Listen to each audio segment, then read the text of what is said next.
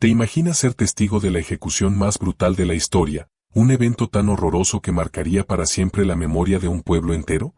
El año era 1305 y las calles de Londres resonaban con los gritos de vendedores pregonando sus mercancías y el estruendo de cascos de caballo sobre adoquines. Pero en esta mañana de agosto, un sonido diferente pronto llenaría el aire, el rugido de una multitud sedienta de sangre que se reunía para presenciar lo que se convertiría en una de las ejecuciones más notorias de la historia. El hombre al que vinieron a ver morir era William Wallace, el caballero escocés que se había atrevido a desafiar la corona inglesa y unir a sus compatriotas contra el dominio extranjero.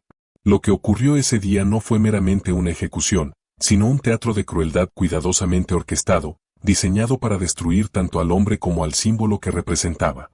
La imaginación popular, moldeada por películas de Hollywood y cuentos románticos, ha transformado los momentos finales de Wallace en algo casi noble, una muerte rápida para un héroe valiente. Pero la realidad era mucho más siniestra e infinitamente más brutal. El rey Eduardo I, conocido como Largos o Zancos Largos, había diseñado el castigo de Wallace no solo como retribución, sino como un mensaje que resonaría a través de generaciones. Esta sería una muerte tan horrible, tan pública y tan minuciosamente documentada que serviría como advertencia para cualquiera que se atreviera a desafiar la autoridad inglesa. El método elegido fue el colgamiento, descuartizamiento y desmembramiento, un castigo reservado para traidores que representaba el pináculo absoluto de la crueldad judicial en la Inglaterra medieval. No se trataba simplemente de acabar con una vida, era sobre la destrucción sistemática de la dignidad humana, la obliteración de la esperanza y la creación de un espectáculo tan aterrador que atormentaría la memoria colectiva de Escocia. Durante siglos, el Londres medieval se preparaba para un ritual de muerte que definiría el concepto mismo del terror estatal. Los preparativos habían comenzado días antes. Los verdugos afilaban sus instrumentos, los carpinteros construían patíbulos especiales y los carniceros preparaban fuegos para quemar los órganos del condenado. Cada detalle había sido planeado meticulosamente para maximizar tanto el sufrimiento como el impacto psicológico sobre los espectadores. La multitud que se reunía no era solo de Londres. Personas de toda Inglaterra habían viajado para presenciar este evento histórico. Comerciantes habían cerrado sus tiendas, nobles habían abandonado sus castillos y campesinos habían dejado sus campos para ser testigos de la destrucción del símbolo más poderoso de la resistencia escocesa. El aire matutino llevaba consigo una tensión palpable, una mezcla de expectación morbosa y fervor patriótico inglés. Los niños corrían entre las multitudes, vendedores ambulantes gritaban sus precios y músicos callejeros tocaban melodías que pronto serían ahogadas por gritos de agonía. Para comprender el horror completo de la ejecución de Wallace, primero debemos entender el mundo que la creó. La Escocia medieval de finales del siglo XI y principios del XIV era una tierra atrapada entre la independencia y la subyugación, donde el concepto de nacionalidad aún se estaba formando y la lealtad a menudo se determinaba por la supervivencia más que por el sentimiento.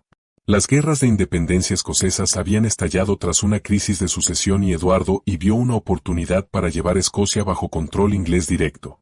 Veía al Reino del Norte como una provincia rebelde en lugar de una nación soberana. En este contexto, William Wallace emergió del caos no como un noble que buscaba poder, sino como un terrateniente menor impulsado por la pérdida personal y la indignación nacional. Su familia había sufrido bajo la ocupación inglesa y, cuando levantó su espada en Stirling Bridge en 1297, lo hizo con la furia de un hombre que lo había perdido todo y la visión de uno que vio lo que Escocia podría llegar a ser. Su victoria allí fue más que táctica, fue simbólica, demostrando que la caballería pesada inglesa podía ser derrotada y que la independencia escocesa no era meramente un sueño. Pero Eduardo no era un rey que tolerara la rebeldía. Conocido por su supresión despiadada de la resistencia galesa y su expulsión de judíos de Inglaterra, Largos entendía que la rebelión era como el fuego, podía extenderse si no se extinguía completamente. El éxito de Wallace tenía que ser no solo revertido, sino transformado en una historia de advertencia. El contexto político de 1305 era crucial para entender el destino de Wallace. Para este tiempo, la mayoría de los nobles escoceses se habían sometido al dominio de Eduardo, viendo la acomodación como preferible a la aniquilación.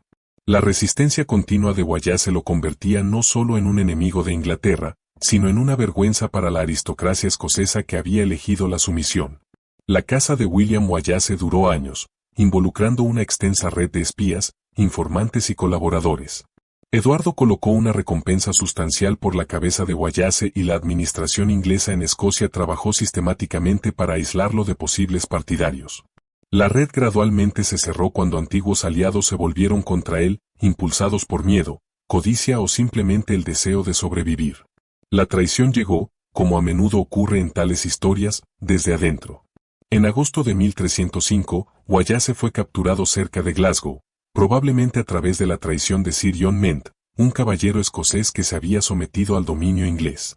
Las circunstancias exactas siguen siendo debatidas por historiadores, pero el resultado fue claro. El hombre que se había convertido en el símbolo de la resistencia escocesa estaba ahora en manos inglesas. Su captura fue celebrada en Londres como una gran victoria, pero para Eduardo era solo el comienzo de lo que pretendía ser la humillación definitiva de Wallace. El viaje de Escocia a Londres fue en sí mismo una forma de tortura diseñada para quebrar el espíritu de Wallace antes de su castigo final. El juicio de William Wallace fue una farsa legal, pero sirvió un propósito propagandístico importante para la corona inglesa. Celebrado en Westminster Hall en octubre de 1305, los procedimientos se condujeron en latín, un idioma que Wallace probablemente no entendía. Fue acusado de traición, asesinato, sacrilegio, incendio y varios otros crímenes contra la corona inglesa. La ironía no se perdió en los observadores contemporáneos. Wallace estaba siendo juzgado por traición contra un rey que nunca había reconocido como su soberano. Cuando se le dio la oportunidad de hablar, Wallace supuestamente declaró que no podía ser culpable de traición contra Eduardo y porque nunca había sido súbdito de Eduardo. Esta respuesta desafiante selló su destino, aunque en verdad el resultado había sido predeterminado. El juicio fue teatro, diseñado para proporcionar un barniz legal a lo que era esencialmente una ejecución predeterminada. Los jueces, todos nombrados por Eduardo, no tenían intención de mostrar misericordia al hombre que se había convertido en el símbolo de la resistencia escocesa. Los cargos contra Wallace fueron cuidadosamente elaborados para justificar la severidad de su castigo. La traición era la ofensa más seria, punible con el horror completo del colgamiento, descuartizamiento y desmembramiento. Los cargos adicionales de asesinato y sacrilegio, refiriéndose a sus ataques contra soldados y clérigos ingleses, fueron diseñados para retratarlo como un criminal en lugar de un guerrero. El sistema legal inglés se había convertido en un arma de terror estatal, y Wallace sería su víctima más prominente. Durante el juicio, se presentaron testimonios fabricados que pintaban a Wallace como un monstruo sediento de sangre que había masacrado a civiles inocentes. Testigos sobornados narraron historias de atrocidades que nunca ocurrieron, mientras que las verdaderas razones de la resistencia de Wallace, la opresión sistemática del pueblo escocés, fueron completamente ignoradas.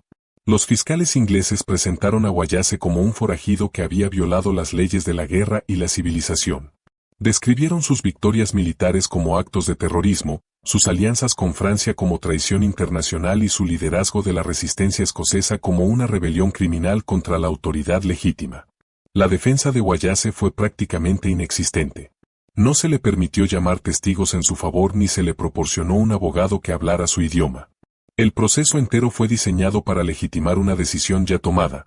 William Wallace moriría de la manera más horrible posible, y su muerte sería un espectáculo público que disuadiría cualquier futura resistencia. La sentencia fue pronunciada con gravedad ceremonial. Wallace sería arrastrado por las calles de Londres, colgado del cuello, pero no hasta morir. Desentrañado mientras aún estuviera vivo, decapitado y su cuerpo cortado en 4 partes. Cada elemento de este castigo llevaba significado simbólico. El arrastre representaba su degradación, el colgamiento su rechazo por el cielo, el desentrañamiento su corrupción espiritual y el descuartizamiento su destrucción completa. La mañana del 23 de agosto de 1305 amaneció clara y cálida en Londres. La ciudad se había estado preparando para este espectáculo durante días, con patíbulos erigidos y multitudes reuniéndose desde toda Inglaterra para presenciar la muerte del rebelde escocés. Las autoridades habían convertido la ejecución de Wallace en un día festivo público, completo con vendedores vendiendo comida y bebida a las masas reunidas. Esto no era solo sobre justicia, era entretenimiento, un recordatorio del poder de la corona inglesa y el destino que esperaba a aquellos que se atrevían a desafiarla. Wallace fue primero despojado y atado a un arnés, un marco de madera que lo arrastraría por las calles de Londres. La ruta había sido cuidadosamente planeada para maximizar tanto la humillación como el espectáculo. Desde la Torre de Londres, donde había sido retenido, la procesión se movió por los distritos más concurridos de la ciudad, asegurando que tantas personas como fuera posible fueran testigos de su degradación. Los adoquines desgarraron su carne mientras era arrastrado detrás de caballos, dejando un rastro de sangre que marcaría su camino hacia la muerte. Las multitudes se alineaban en las calles, gritando insultos y arrojando basura al hombre que una vez había sido el terror de los ejércitos ingleses. Mujeres sostenían a sus hijos en alto para que pudieran ver al famoso rebelde escocés en su degradación final. Comerciantes cerraron sus tiendas para unirse al espectáculo, mientras nobles observaban desde balcones decorados especialmente para la ocasión. La procesión se movía lentamente, permitiendo tiempo máximo para que las multitudes se reunieran y para que el sufrimiento de Wallace se prolongara. Relatos contemporáneos lo describen como consciente durante toda esta prueba, sus ojos fijos en algún punto distante, como si viera más allá del horror inmediato de su situación. Si esto era desafío, resignación o simple shock, permanece desconocido. A medida que el arnés se movía por las calles, Wallace experimentaba cada golpe, cada piedra del camino. Su espalda se desgarraba contra la madera rugosa, su piel se abría contra los adoquines afilados. El dolor era constante, insoportable, pero esto era solo el preludio de los horrores que vendrían. Los espectadores notaron que nunca gritó o pidió misericordia. Algunos lo interpretaron como orgullo inquebrantable, otros como una aceptación estoica de su destino. Lo que fuera, se convertiría en parte de la leyenda que crecería alrededor de su muerte. Incluso en sus momentos más oscuros, Wallace mantenía una dignidad que ni siquiera sus verdugos podían destruir completamente. El aire se llenó de gritos y vítores de la multitud, creando una atmósfera de histeria colectiva que convertía el sufrimiento humano en espectáculo popular.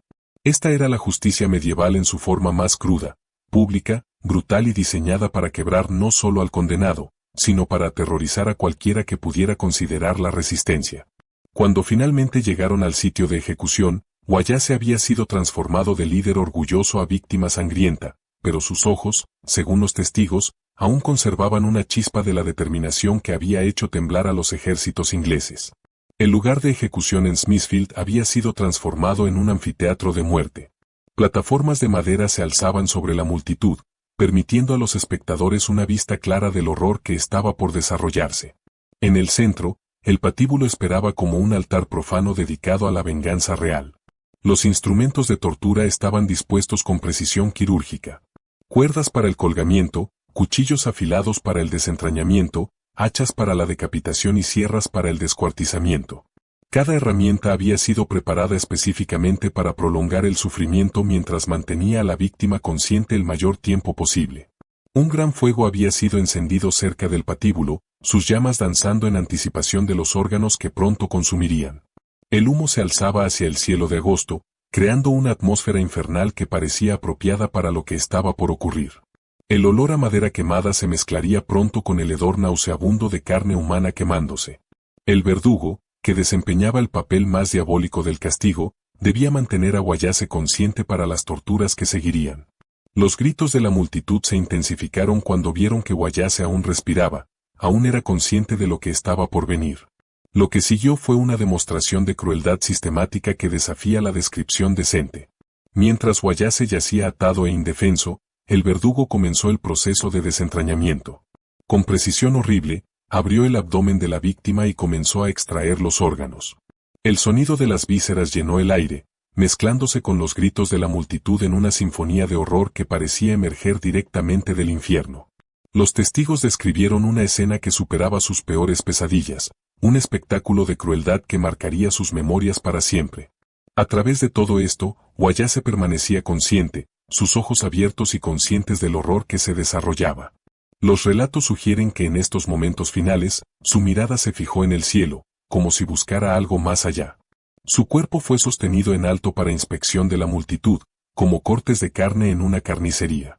Esta profanación final del cuerpo humano representaba la culminación de la venganza de Eduardo. La disposición de los restos de Wallace fue tan calculada como su ejecución. Su cabeza fue clavada en una pica en el puente de Londres, donde permanecería como recordatorio permanente del destino que esperaba a los enemigos de Inglaterra.